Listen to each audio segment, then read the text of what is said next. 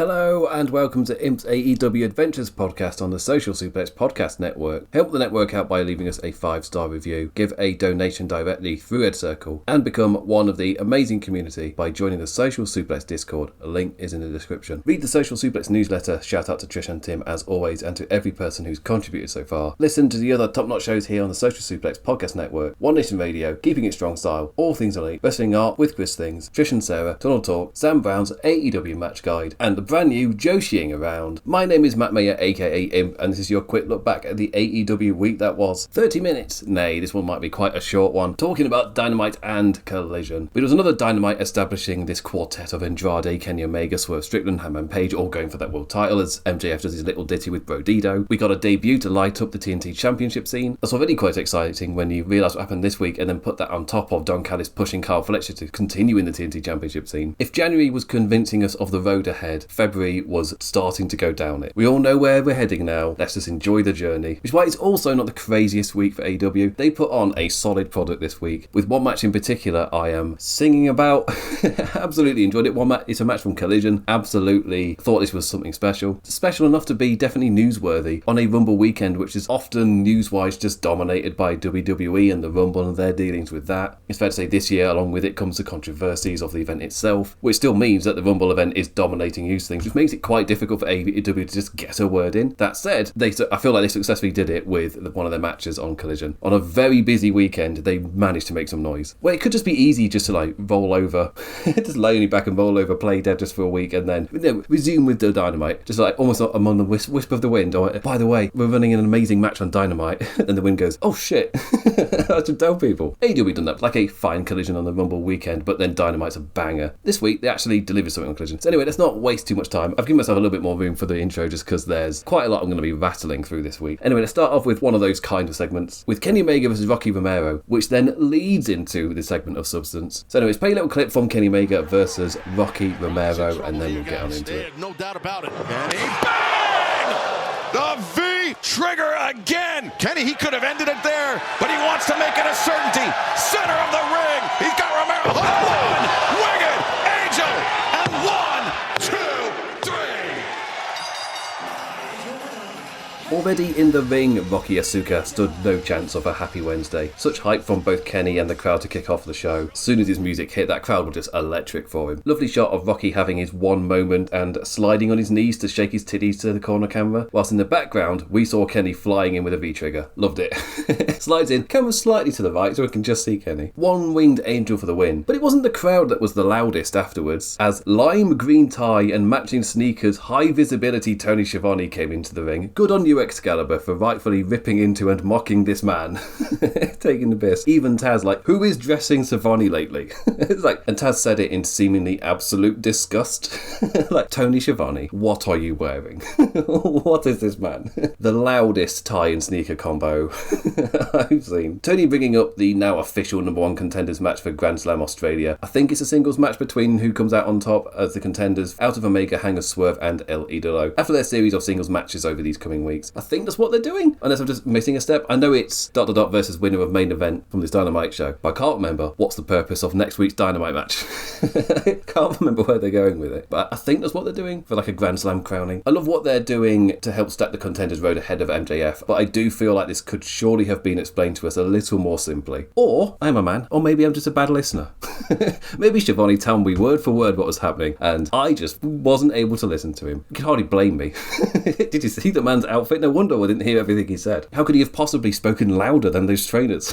How could he possibly? Hanger's out for some stern words after that. Kenny, you are not going to be the next AEW champion. Going through the other lads and naming himself as the man who's going to be number one contender. Swerve wasn't having that. The first time we got to see this collection of lads with the animosity now clear in the air, rather than, hinting at it in their last segment. Kenny read the man's words as not really about the title, more about wanting a fight. Swerve absolutely bang on, mate. Don Callis then on the stage as Andrade's mouthpiece gave warnings, but then got chased away super fast when Kenny came after him. And that set us up nicely for the main event, which we'll get to later. Don't remember is why is the winner facing Kenny Omega? What's that match for? They'll explain it to me on Dynamite. I'm not going to be in confusion for long. And they might have even explained it on Collision, but same problem. Man not listening. Jumping into the Continental Championship Eliminator match. I don't have any notes for the other stuff for Dynamite. There's always for Collision. I feel like for Collision they set up so many character things and so many things. For Dynamite I have to make other note stuff, but for Dynamite, like, I don't always make the notes for it. Like, you know, the gist, like Jet Speed were backstage hinting at horsecock, stuff like that. They did it on Collision as well. But the Continental Championship Eliminator match, John Moxley versus Ace Austin. A kick to set us off. Mox had a message to send, and poor Ace was a vehicle in which to do so. Invited the fight and got a reply though. Austin, the Swish customer, accepted the strike exchange battle and got to do his wee apron handstand spot before the awkward ad break lead in with a springboard moonsault poised Austin. Yet no Mox to land on. So he just stood there, perched, and ready as they cut to break. I absolutely loved just imagining the conversations that are trying to be had. Just there, like he's there ready. It's like John, you're going to cut to break, John, and then they just have to cut to break. Nothing happens. You can play it off as Mox being the super smart wrestler. It's like, well, yeah, I'm not going to walk to behind him. He's obviously going to jump on me. But you know, it was the ad break leading spot, so it just went to ad break with Ace Austin just stood on the apron not doing anything.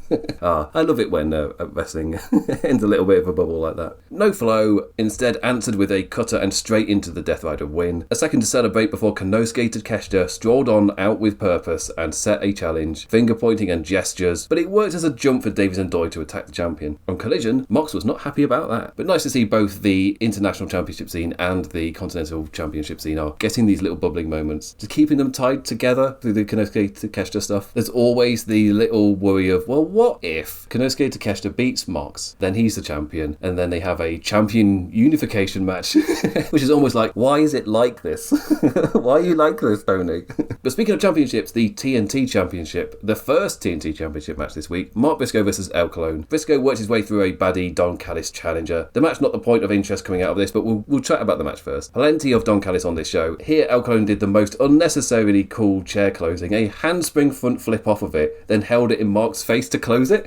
Just sometimes wrestling is so over the top. You can't help but love it. Then the man was just doing front flips to show off. Stopped an Irish whip right after by doing 2 front flips, but a simple kick later and the crowd were back to booing the man again. Froggy Bow kicked out of, Jay Driller popped out of on the landing. Commentary let me know the man apparently straight up absorbed it, like, nah, not OP at all to just have an absorb button. I did hear wind that there were some complaints on the social media place I don't go to of that spot. I was like, oh, he's no selling this big move. But I'm just like, he's a computer Mexican robot thing.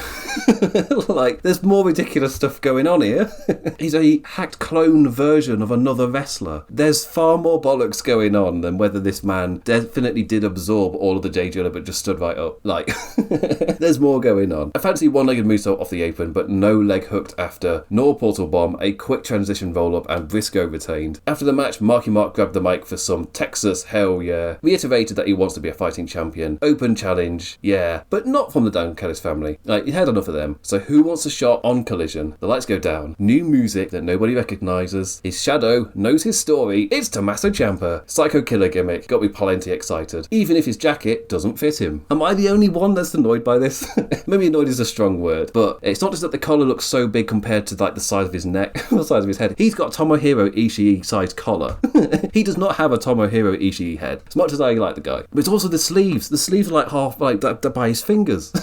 Like, come on, Tomasso, you've got a massive neck room for it, and you've also just got the sleeves far too long. I'm not even a guy that normally notices this sort of thing.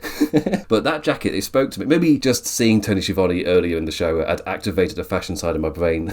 I was just alert to it. A kiss on the cheek to Mark before his music played again, and he got all amped up standing on the announce desk, which is quite a good setup for what his character does on Collision. Like, you saw him get really excited to stand up on a table. Yeah, he does it mid-match.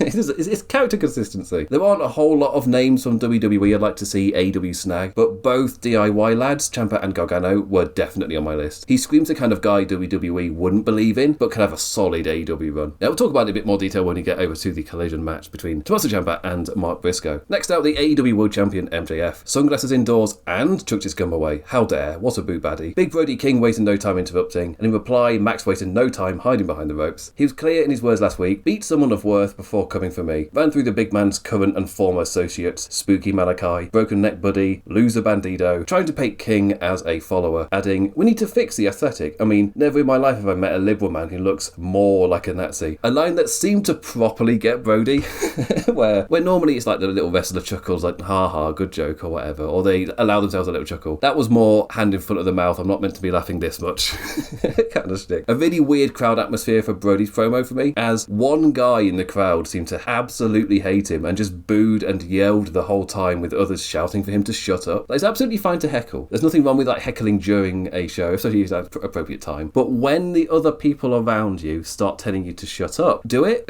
because you're now ruining the show for others. You are being a dick at that point. But the message is, beat someone of worth. Okay, I'll beat you. Eliminator match set for next week in Las Vegas. If Brody wins, he will get a title shot at AEW Grand Slam Australia. A nice little note of MJF being all cocky and stuff, and then eventually he accidentally puts his foot in his own mouth and ends up with a match against a man he really doesn't want, just trying to act all cocky and mighty. Like, he forced the situation. If there wouldn't be wouldn't have to have 2 matches with Brody King if he'd gone a different route. But also he's doing such a great job of just elevating both Brodito members, giving them a moment to shine. The AEW Women's Championship, Chris Statlander versus Tekla. A top of the hour title defense rather than the main event or pay-per-view defense I thought it would be. Past me. Wait till they get to the end of Collision. Probably just going to do it again.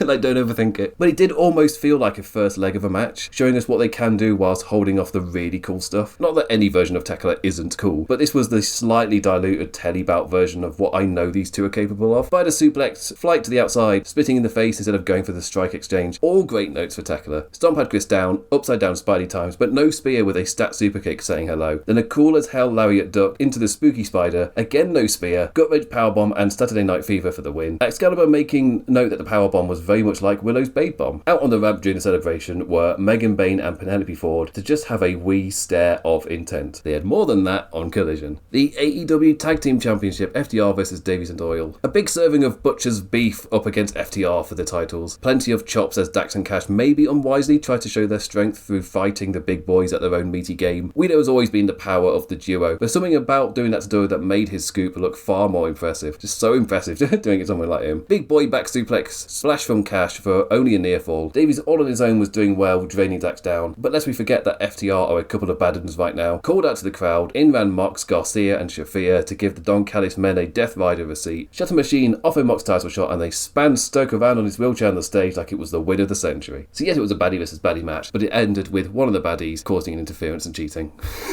Just said, an interference with a currently other baddie stable. But this is the kind of story that you can't tell in WWE. They do have to slot within their lines, and if there is any match like this, then you're just waiting for the interference to happen. This did flow into that interference line, but it wasn't the main event, which is a major positive. But also, so many people within the act of this are so unlikable. Like, there was John Moxley, who was really the only close to good guy in this whole mix. Everybody else on camera is just portrayed as a piece of shit. So, unsurprisingly, when it comes, well, how are we going to handle this match? Yeah, FTR call in some goons, essentially, to do the dirty work for them and cost the win. Just so happens those goons have already got beef with Don Callis, so they're more than happy to do it. 3 baddie factions all together. Unsurprisingly, they do this. But you gave them the stage to do it. So I'm not anti-interference. I'm anti-ending every main event in interference. If you do it too much, if you condition your audience to just expect an interference and you're no longer paying attention to the match because you're just waiting for somebody's music to hit, like, long term, that ain't good. You have to try and get them to care about the actual matches. Well, this really works into all 3 teams' characters. I fully believed FTR would jump on the chance to have Death Riders do what they did. And the main event, the real reason for tuning into this show, Swerve Strickland versus Andrade, and I knew I was in for something special when I got to see Lucha Swerve bringing the cool. Both lads handspring flipped out of head scissors to applause. Andrade has had his showcase job of affairs, but here Swerve did a great job of helping lift the man up to a level matching the man's words. Tita power on the barricade like with Kevin Knight last week. This time Paul Strickland took a back bump onto the thing, but Andrade sat dick first onto it. Just last week he was stupid sexy Andrade. 1 week later, he bruises his balls. The snapback spin elbow got one hell of a reaction, perfect to set up the slow call for the knees to the corner, but Swerve had recovered by the time the man went for the charge and got met by a house call out of nowhere. This is awesome as the duo set up on the apron for a big old reverse Rana. Now Andrade hit the corner knees. Kicked out of. Arm trap DDT thing, whatever it's called. Kicked out of. Frustrated Andrade started making mistakes and got caught by Swerve. Reverse elbow caught. The Volvo Andrade then ended up in a house call. So Desperate Measures called for a desperate kick to the dick. The DM and Andrade surprised with the win. He faces Kenny next week. Swerve lost, but at least he can hang his head high saying, well, I was winning the wrestling match, then you kicked me in the dick. Like, you cheated to win. You had to cheat to win. Were we to have like a genuine contest, I had you beat until you cheated. But also what this does for Andrade, he's come in and they've booked him relatively well. He's getting over with the sexy Andrade stuff last week, and then you immediately jump on it and you immediately just give him that huge moment. Here I thought we're going to keep it the little three people with Kenny, Hangers and Swerve, but you add Andrade in there and you have him win, so suddenly he's the one getting the momentum. I just think it absolutely calls for a much stronger MJF run if you're dealing with this as your contenders. Like the road ahead of MJF, if he goes through all of these people, like yeah, it's all set for him. But it was a fun Dynamite. I was a little disappointed in Stat versus Tekla, but I did say it felt like the first leg of a match, and it appears after Collision that we are very likely going to be getting that second leg. But Swerve Strickland versus Andrade, unsurprisingly kicked ass. That's 2 in a row for Swerve against Kevin Knight and now Andrade. The man is absolutely delivering. But it's not my match of the week. The match I actually enjoyed the most was Mark Briscoe versus Tomasso Ciampa, which we'll get to on Collision. But let's jump on over to Collision from Arlington, Texas. We're not starting with the TNT Championship match. We're starting with a skateboard and a cowboy. It's Darby Allin versus Clark Connors. So jump on over to Collision. Here he comes, Darby Allin in the opening bell against Clark Connors. Clark Connors in the round! Holy smokes! Wow, Darby Allin skateboarded right into oncoming traffic. Pounced off a skateboard. How did it take 6 years for someone in AEW to do this spot to the wee Fireboy? That's how you make a motherfucking entrance. See, it really doesn't have to be that hard to establish a new character. Yes, Darb's bumped all over like the madman he is, just to make sure that Connors looked like he was $1 million, but to be fair, Darby does that for everybody. From on high, tumbled backwards to the outside overhead from a push. And we ran through all the way to commercials with Connors beating Allin all about ringside. Cowboy Clark zoned in on that back, given we're only 1 week on from Pac's ringside steps back bump toss. Great looking spear through the ropes, angled to the apron, groggy Darby went rough onto his back. The steel steps fetched to tease more Darby pain, but Connors was just running a Pac imitation. This time Darbs hopped over and ran up the thing to dropkick fly. Back in the ring, the baddie ripped off Allin's kinesio tape before another great looking spear, just nailed, making every move look like it was targeted at causing more backache. A sudden counter into Stinger's drop opened the coffin drop door, which triggered Connors' plan. Knees up and a snap into the final pain, but the baddie got caught in the transition and ended up tapping in the Scorpion Deathlock. Darby with the mic after the match. I beat every one of the Death Riders. I conquered Mount Everest, and in 2026, I'm going to climb to the top of AEW. Not if Nottingham has anything to say about it. Gabe Kidd jumped the wee boy for he and Connors to deliver a message of their own. Trapped under the steel steps, with Connors holding the man's head up as Kidd stood on top of the steps, telling him he won't stop till Darby Allin is pushing up daisies. But I really enjoyed this match. First half just letting Clark Connors just run riot all over Darby Allin, making sure it's all targeted to the man's back. The man gets his fight back, he gets his momentum. Darby Allin, we've seen it before. That's when the plan happens. He climbs up for the coffin drop, which means knees up to the back. The very same back he's been working on the entire time, and then when it's time to snap into motion, he mucks it up, Darby counters and wins. Which I'm absolutely fine with. Other notes. Jet Speed talked to camera backstage. They are more than willing to defend against a Don Callis trio because they are strong, they are hard. Okay, yeah, they're leaning into the horsecock thing. Sorry, advertisers.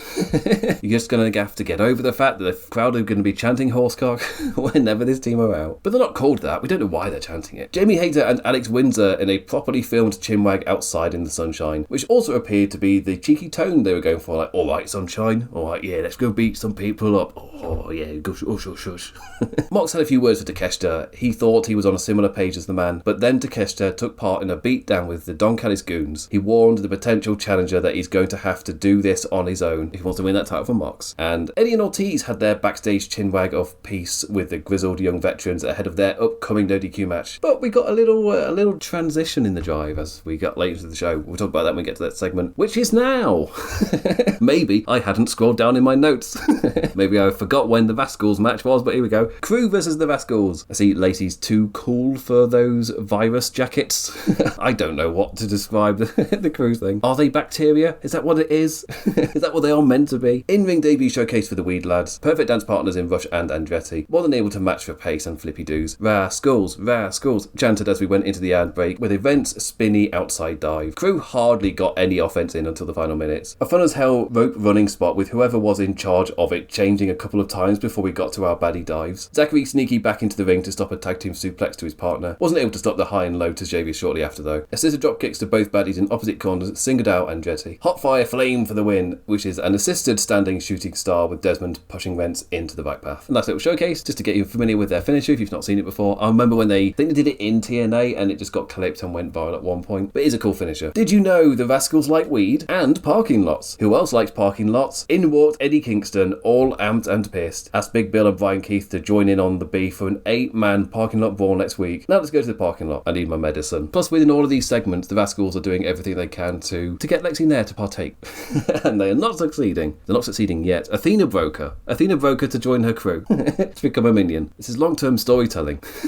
Not long-term storytelling. Orange Cassidy and Tony Storm versus Steve Jobberman and Lady House Jobs. Is the juice worth the squeeze? Asked Nigel McGuinness in a hardly feigned disguised double entendre. Out of all the acts to get a fun collision squash match. Cassidy on one knee in the thinking man's pose as Tony hoisted up her trunks to charge at a poor or very lucky fellow with the corner hip or ass charge. Orange punch, 1, 2, 3. It's a fun little bit of energy. Wheeler Yuta jumped to booze. The weakest Tony slap stopped him, but it was all distraction for Shafir anyway. Tony taken care of ringside. Cassidy was all alone in the ring, held by Shafir and subjected to a Yuta promo. Ugh, just having a fun little play. Pretending to be an interviewer. Like, how does that make you feel? Cassidy, I'm sorry, I can't hear you through all that hair. Met with a response definitely within proportion as Yuta grabbed a pair of scissors to stab Cassidy in the head with. that feels about on the level. Storm with the save, grabbing the scissors for herself and yelling at the pair. Grand Slam Australia, mixed tag, hair versus hair. The way she was speaking, it seemed whoever got pinned would get their hair cut. I mean, I'm all for both getting their hair cut.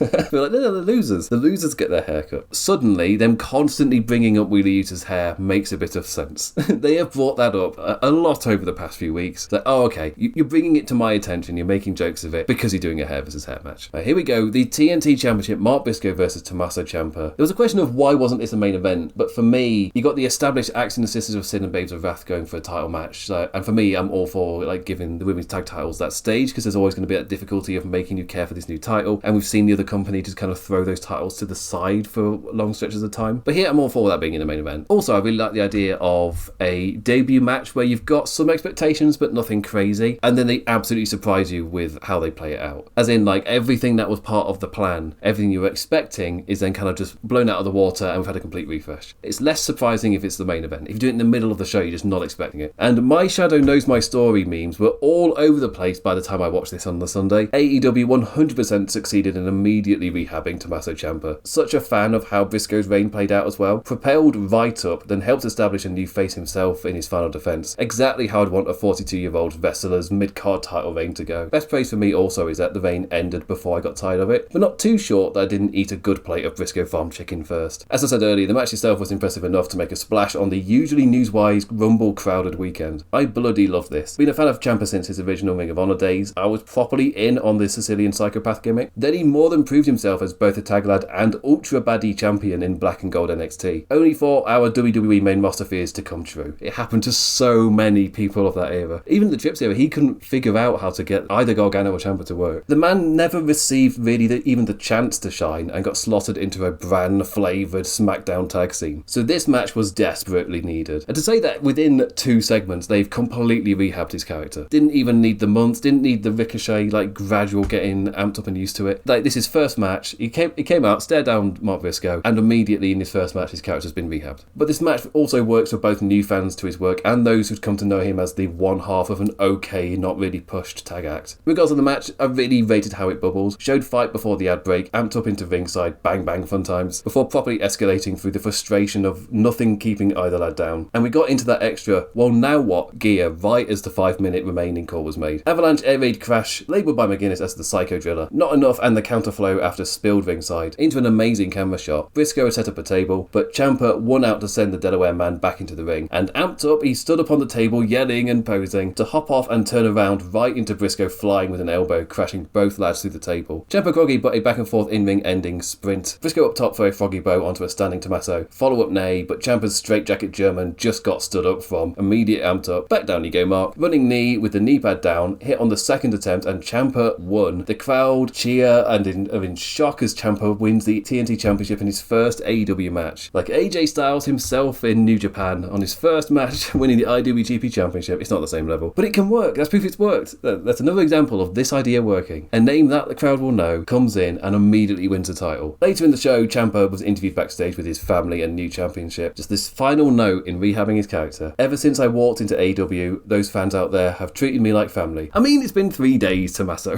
It's just one of the breaks a little bit like, come on a bit strong there. Come on a bit strong. I've watched you for years. I rate you. But we're what? It's Saturday? Your first day was Wednesday? If I did that at work, if I started a new job and by Thursday I walked in and was just like, you are like family to me. Other people are like, I don't even know your name properly yet.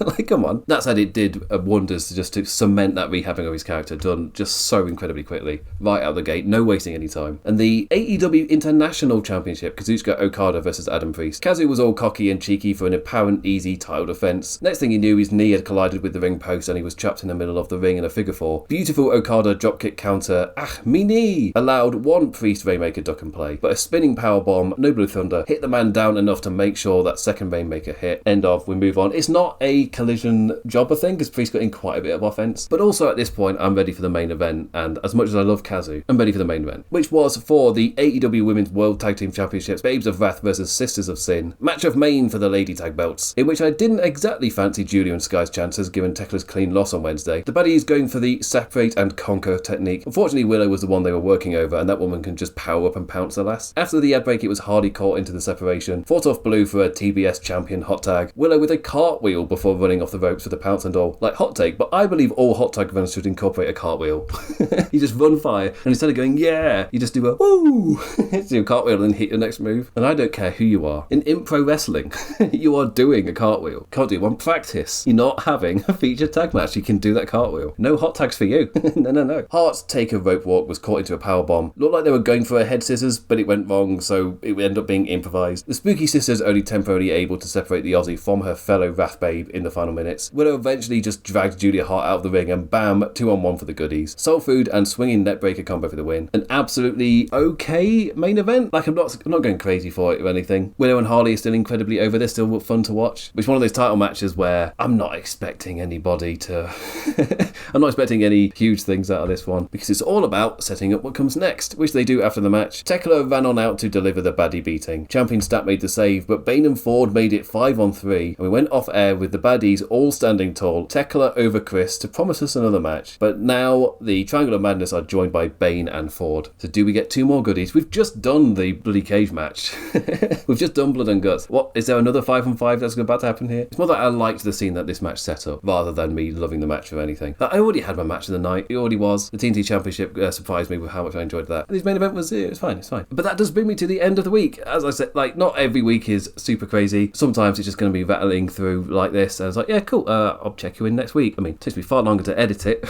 But, you know, the actual recording, like, yeah, okay, that's me done. Yeah, like, to be fair, this was way more newsworthy than most Rumble weekends. Because, like I've said, they have in the past just been like, well, tune in for Dynamite. We'll do what we can to set up Dynamite, but that heavy, and Collision would just be what it is. But this time, no, they had a big event happen, and they broke into the news with it. Which, so, yeah, well done. So it's excited for what Tomasso Ciampa was going to be in AEW, especially when I remember that they're pushing in Kyle Fletcher, so he may even get elevated higher pretty quickly. Absolutely no hesitation putting in regards to Kyle Fletcher, possibly. Excited for what they're doing with Mox and Takeshita and how that links to Okada, even if it temporarily just leaves Okada just floating about a little bit until Takeshita's ready. Really, the thing I'm most impressed with at the moment is the men's division. I feel like they're setting up the road for that really, really well. To a point where I feel like most weeks they're doing a really good job of convincing me to get excited about that road, about all the lads ahead of MJF. So at the moment, the year ahead looks like it's set pretty well. Also, not forgetting we've got a potential Will Ospreay, and, you know, maybe there's a certain free agent that might be about to come onto the market who they would absolutely jump on, or who would absolutely just go for a little run here. So anyway, that brings me to the end of the show for this week. Thank you for listening, liking, engaging in any form, any manner. Always appreciated, never taken for granted. I'll be back this time next week to talk about AEW Dynamite and Collision with big old Kenny Omega versus Andrade El Idolo. Another rehabbed character. It's like, immediately. AEW have proven to be really good at just getting their fans to care about this character who's entering from a promotion who didn't care about them. Andrade, rehabbed. Sure, he got his dick out, but Andrade, rehabbed. It still counts. Tomasso Ciampa, 2 days, just a character rehab. Just completely nailed it. So anyway, with that I say thank you for listening, and I bid you adieu. Ta-ra, chappies. Ta-ra.